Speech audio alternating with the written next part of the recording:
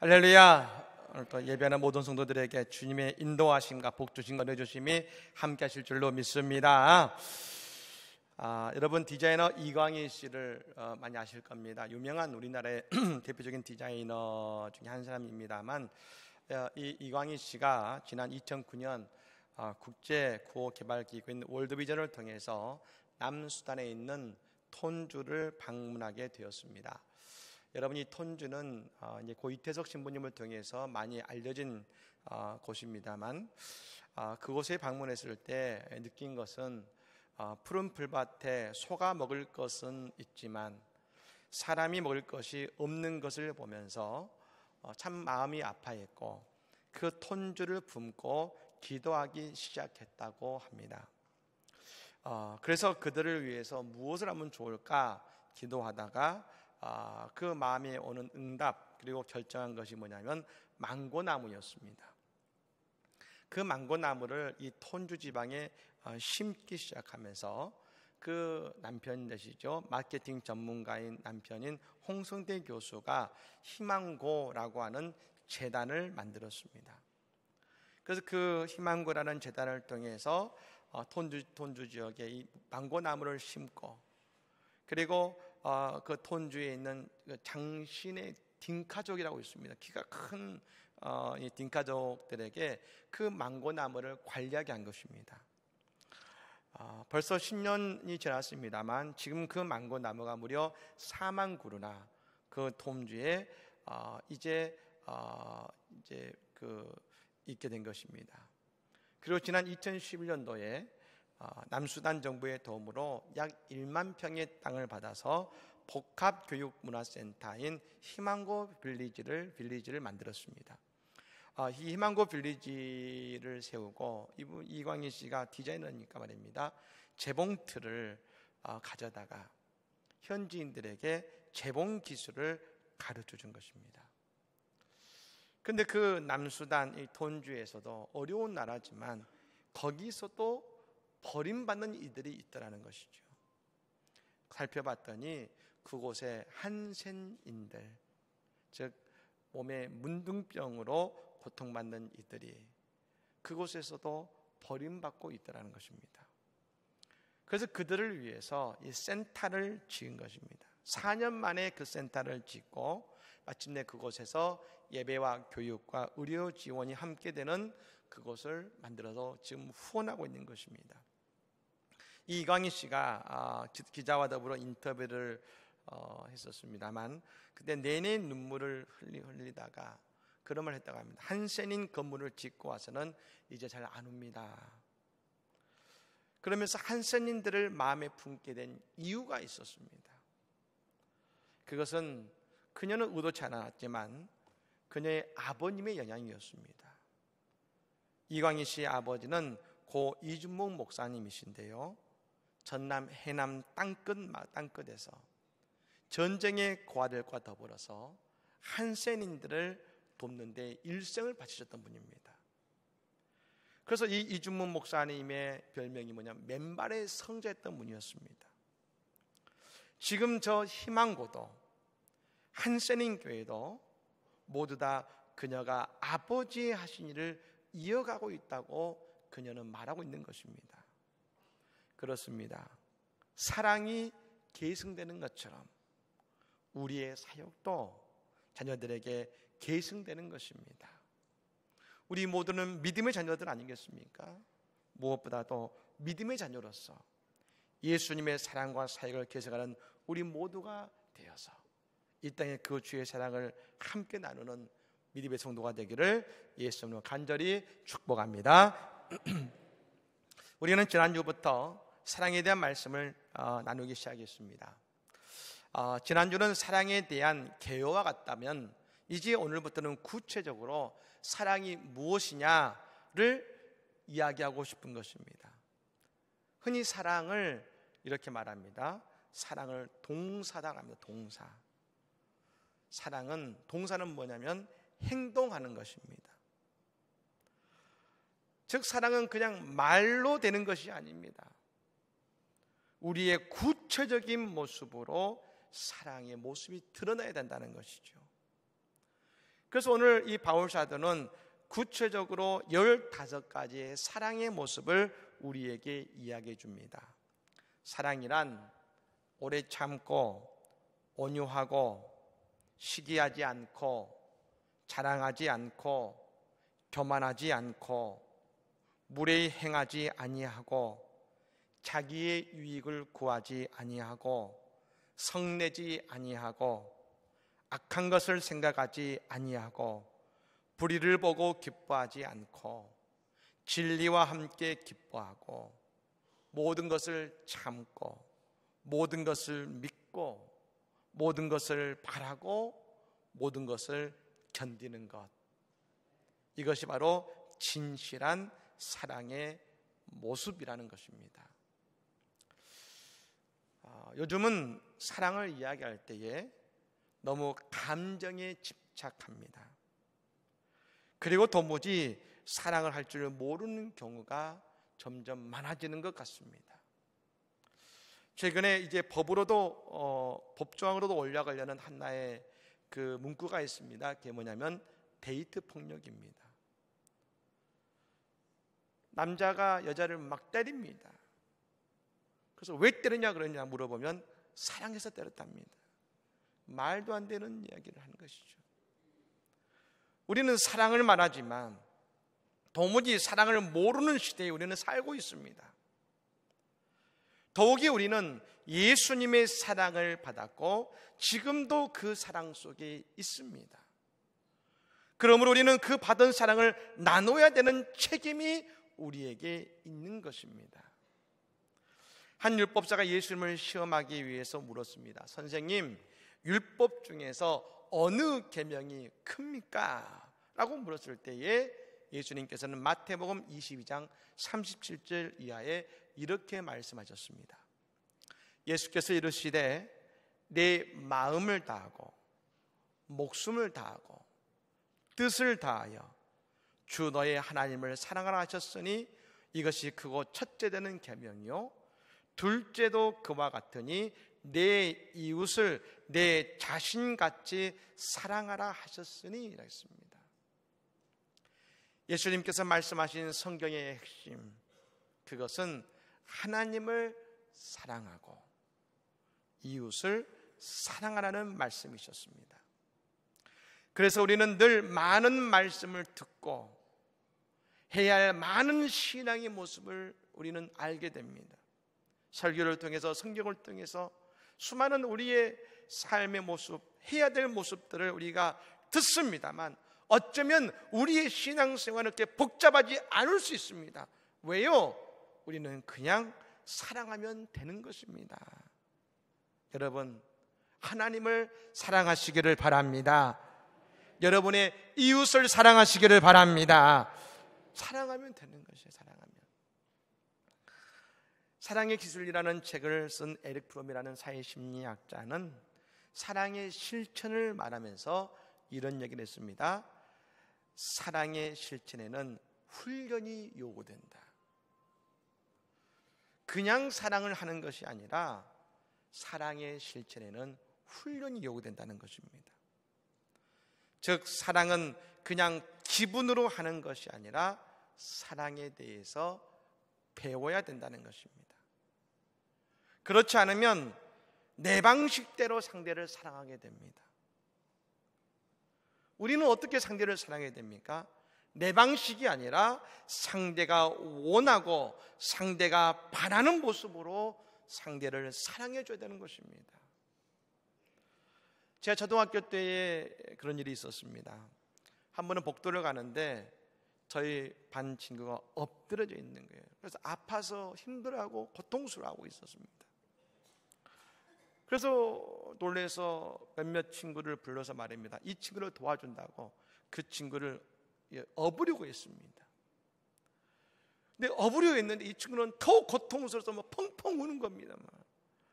알고 봤더니 이 친구는 허리가 아파서 있는데 허리가 나쁜 애를 들쳐업으려니까 얼마나 아팠겠습니까? 더 고통스러운 것이죠. 그때 알았습니다.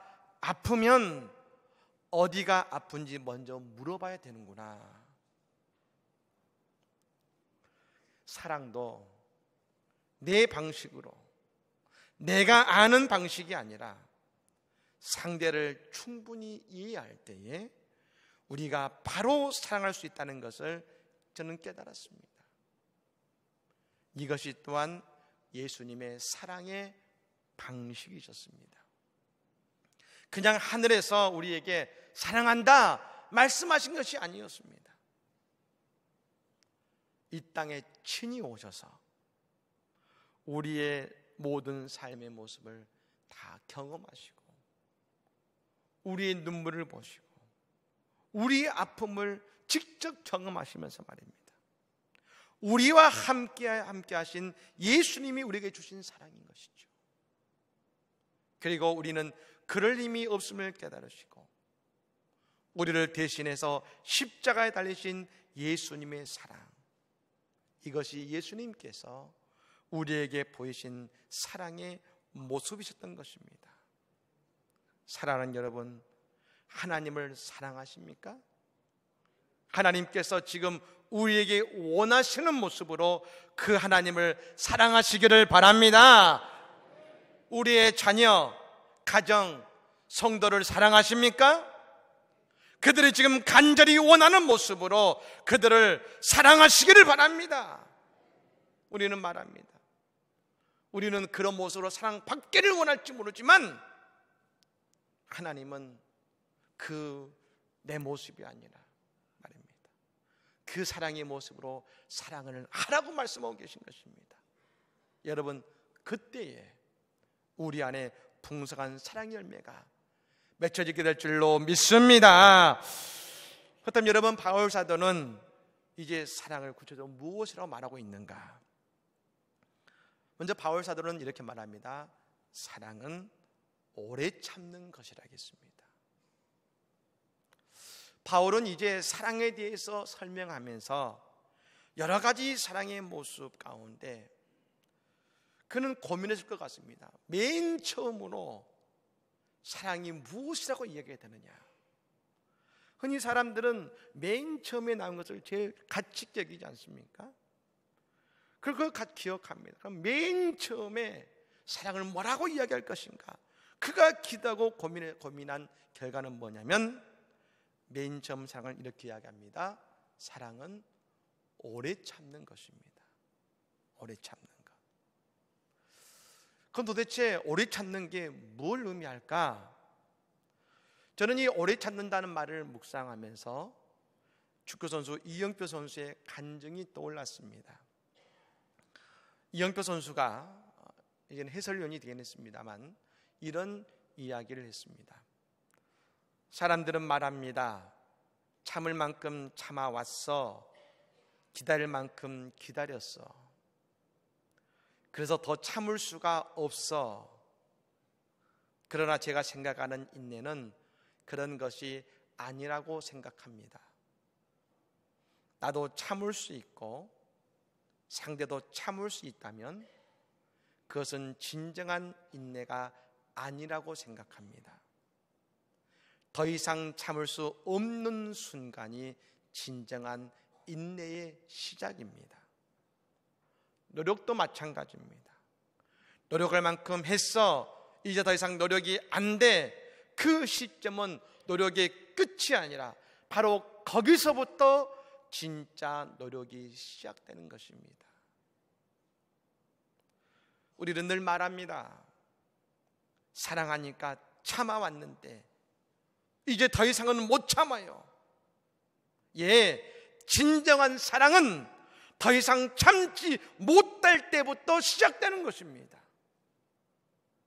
남이 이해할 만큼 참는 것은 사랑이 아닙니다. 남들이 이해할 수 없을 때, 안 될 때까지 참을 수 있는 것. 아니, 어떻게 그렇게 참을 수 있어? 라고 이야기할 수 있을 때까지 참는 것. 바로 그것이 사랑의 시작인 것입니다. 그것을 이렇게 말합니다. 오래 참는다. 오래 참는다. 그리고 이 오래 참는 모습이 바로 하나님의 사랑의 속성이었습니다. 우리가 새벽에 에스겔서를 우리가 보고 있습니다만 에스겔서에 어쩔 수 없이 이스라엘 백성이 멸망의 자리에 서게 됩니다. 근데 그것이 그냥 한순간에 그들의 잘못된 결과가 아니라는 것이죠. 에스겔서에 보면 하나님께서는 이미 200년 전부터 수많은 선지자들을 통해서 말씀하시고 말입니다. 말씀을 통해서 참고 또 참으셨고, 말씀하시고 또 말씀하셨지만 결국 이스라엘 백성들은 여전히 자신들의 길을 바로잡지 못하고 변하지 않았습니다. 그 마지막에도 말입니다. 저 이스라엘이 애굽을 선택할 때 하나님이 말씀하십니다. 애굽이 아니야, 바벨론을 선택해야 돼. 말씀하셨지만 이스라엘은 그 말씀을 듣지 않고 결국 애굽을 선택했을 때 그들은 바벨론에 여러분 심판과 멸망을 당하지 않았습니까?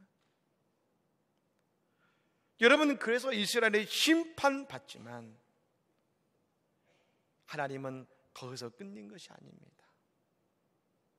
다시 참으시고 그 땅을 회복하시면서 이번에는 자신의 아들인 예수 그리스도를 보내십니다. 예수를 통해서 그 땅을 회복케 하시고 십자가를 통해서 그 보혈의 피로 그 땅을 새롭게 구원하신 것입니다. 그러므로 여러분, 사랑은, 이 오래 참음의 사랑은 한 가지를 우리에게 보여줍니다. 그냥 오래 참는 것이 아닙니다. 농부는 씨를 뿌리고 열매 맺히기를 기다립니다. 어머니는 해산할 때까지 10달을 기다립니다. 그 기다림은 사랑입니다. 그 기다림은 성숙을 맛보는 것입니다. 그 기다림을 통해 우리는 아름다운 열매를 가져오게 될 뿐 아니라 우리의 모습과 우리의 사랑이 성숙을 이루어 가는 것입니다. 사랑하는 여러분, 오래 참음을 통해서 진정한 사랑 열매를 맺어가시기를 간절히 축복합니다. 그다음 여러분, 이 오래 참음은 그냥 여러분 참는 것으로 끝나는 것이 아닙니다. 이것이 우리의 모습으로 상대에게 드러나야 되는 것입니다. 그냥 이를 꽉 물고 참는 것이 아니죠. 내 사랑이 드러나야 됩니다. 어떻게 해요? 성경은 말합니다. 사랑은 온유하며. 사실 이 온유하다는 말이 좀 추상적입니다. 헬라어 원어로 보면 아주 쉽게 나와 있습니다. 사랑은 온유하며가 헬라어 원어로 보면 사랑은 친절하며 나왔습니다. 친절하며. 그래서 영어 성경에 보면 이렇게 말합니다. Love is kind라고 했습니다. 사랑은 친절한 것입니다. 친절이 곧 우리가 상대를 사랑하고 존중한다는 표현인 것입니다. 여러분, 친절은요 큰 행동이 아닙니다. 우리는 사랑하면 늘 큰 것만을 생각합니다. 제가 몇 번 말씀드렸던 영화입니다만, 제가 이걸 했더니 집사람이 또 이야기를 해요, 뭐 이런 얘기를 했습니다만, 여러분, 두 사람이 사랑을 해서 결혼을 하게 되었습니다. 근데 여러분, 얼마나 행복하겠습니까? 그날 첫날 밤을 맞이하는데 신랑이 말합니다. 신부에게 말했습니다. 여보, 당신을 너무나 사랑합니다. 당신을 위해 죽을 수도 있어요. 아내가 말했지 않습니까? 여보, 나를 위해 죽을 필요 없어요. 평생 설거지만 해주세요. 감사해요. 여전히 반응이 좋으신데요. 네, 설거지만 해주세요. 근데 전 여러분, 이 유머를 자꾸 생각하면서 남자와 여자의 차이를 알 수 있었습니다. 남자는 말입니다, 여자에게 큰 사랑을 해주고 싶어 합니다. 대단한 것을 해주고 싶어 합니다. 하지만 여성들이 남자들에게 받고 싶은 것, 받고 싶은 사랑은 뭐냐? 친절이라는 겁니다. 친절. 물론 가끔 백도 사셔야 됩니다. 그런데 여성들이 남자들에게 원하는 것은 뭐냐? 생명을 바치는 큰 것이 아니라 친절을 원한다는 것이죠. 예수님 삭개오를 만나 주셨습니다. 그리고 삭개오는 예수를 만나 변해 새 사람이 되었습니다. 근데 여러분, 이 삭개오의 이야기를 보면 예수님께서 삭개오에게 해주신 것은 대단한 일이 아니었다는 것을 알 수 있습니다. 예수님이 삭개오가 죽을 병에 놓였는데 고쳐주신 것도 아니고, 그의 엄청난 죄가 있어서 내가 너의 모든 죄를 용서해 주노라 말씀하신 것도 아니었습니다. 그냥 이 삭개오가 말입니다, 예수님을 간절히 찾고 만나기 원했고, 그랬을 때 예수님은 삭개오의 집에 같이 가셔서 그냥 함께 저녁을 드신 것이 전부였습니다. 한마디로 말하면 예수님은 삭개오에게 작은 친절을 베푸셨습니다. 그런데 그 작은 친절이 삭개오의 인생을 바꾸었습니다. 갈라디아서 바울 사도는 그런 말을 합니다. 6장 말씀에, 그러므로 우리는 기회 있는 대로 모든 이에게 착한 일을 하되 더욱 믿음의 가정들에게 할지니라 하겠습니다. 우리가 기회 있을 때마다 모든 이에게 착한 일, 우리가 할 수 있는 친절을 베풀라는 것입니다. 왜요? 하나님께서 우리에게 먼저 그 친절을 베푸셨거든요. 정의의 잣대를 보면 말입니다, 우리는 절대로 하나님 앞에 설 수 없는 사람들입니다. 지금도 마찬가지입니다.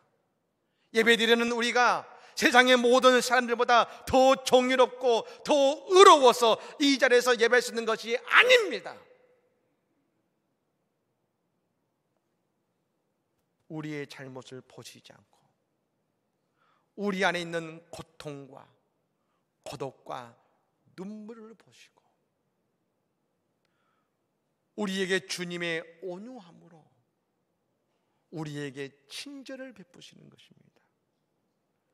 그 친절이 오늘 우리의 삶을 변화시키고 있고 오늘 우리를 바꾼 것임을 믿으시기를 바랍니다. 사랑하는 여러분, 내 안에는 선한 것이 하나도 없습니다. 하지만 그런 나를 오래 참으시고 그리고 주님의 사랑으로 내게 친절하게 다가오셨기에 우리는 오늘 하나님의 사랑 안에 거할 수가 있는 것입니다.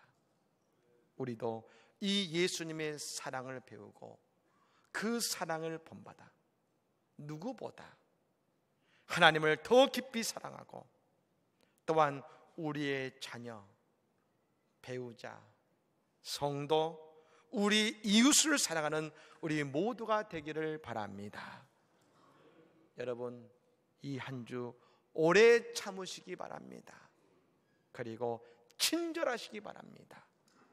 그리고 주님의 사랑의 멜거들은 우리 모두가 되기를 예수님으로 간절히 축복합니다. 아멘. 우리 시간 찬양하겠습니다.